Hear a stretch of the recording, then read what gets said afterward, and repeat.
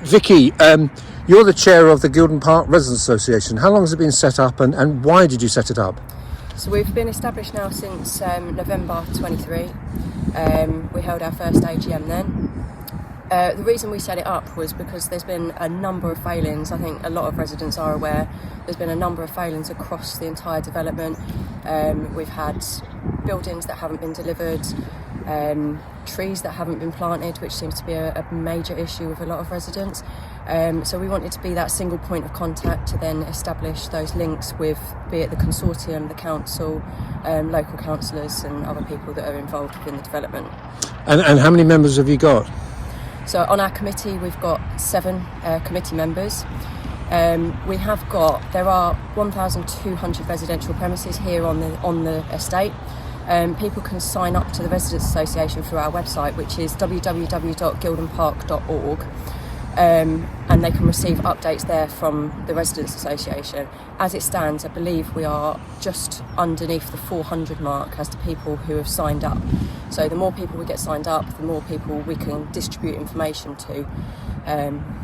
When I was at a meeting, it must have been January, I can't remember what it was, at Harlowberry School, there's a real feeling that people here had been, I think somebody used the term, sold apart. There wasn't the infrastructure that they thought they were going to get. Is that part of your mission statement, your plan? We need our infrastructure, we need a community and all that it entails. That absolutely is. We've got 3 main buildings here that haven't been provided. We've got a sports pavilion, a community centre, and the retail units, the shops. All of those things, me myself included, I bought my house on the basis that all of these things were going to be provided, and the school, which has obviously been put back as well.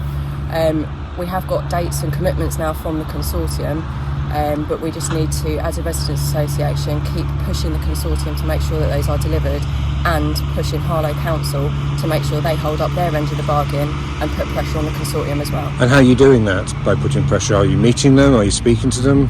We're meeting the lead for the consortium every 4 weeks. We're also meeting the representative from RMG, who are the company that take over the maintenance, as it were, of the estate. So they've got the lead on grass cutting, anything like that. And we meet with them every 4 weeks as well.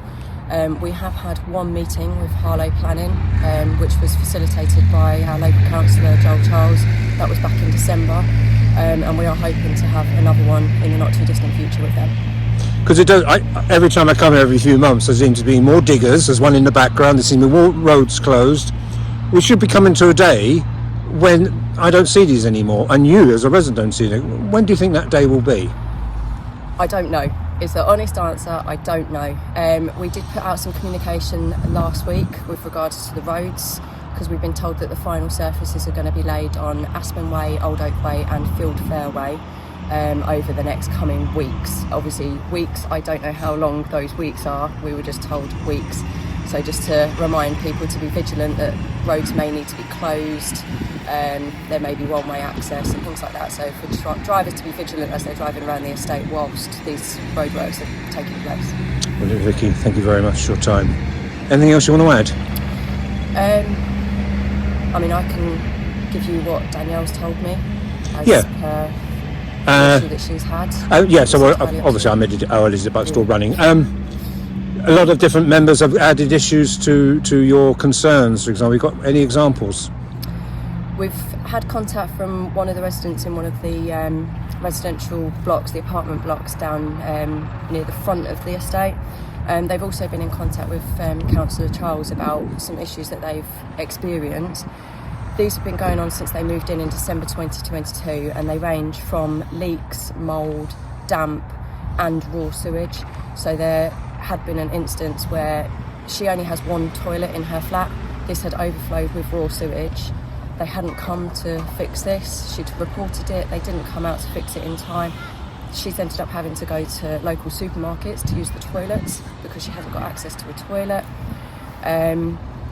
She's had construction workers or contractors turn up to fix these jobs. They haven't turned up with the right tools or the right parts, and all of these appointments have been rearranged repeatedly. So it just seems to her like it's a never-ending battle, and she has said to me and also to Councillor Charles that she's not satisfied with the communication that's been provided by both Sage Housing and Taylor Wimpey. But as a committee, as a group, you're determined to try and get things fixed and things right for a future, for your community now and for the future. Absolutely. For the whole community, obviously we need to focus on things that affect all residents. We are committed to supporting residents in any way that we can, but like I say, there's only 7 of us on the committee. We've all got our own lives, we've all got jobs, we are volunteers in this role, so we can't really be taking on people's individual issues and fighting their fights for them. We would love to do as much as we can, but we can absolutely signpost people and signal people to the right places to try and help them. But I mean, if my roof tiles flew off, I wouldn't really be expecting somebody to contact Taylor Wimpey on my behalf to sort that for me. That's down to me. So we can help and we can signal and we can signpost, but we can't take on those individuals.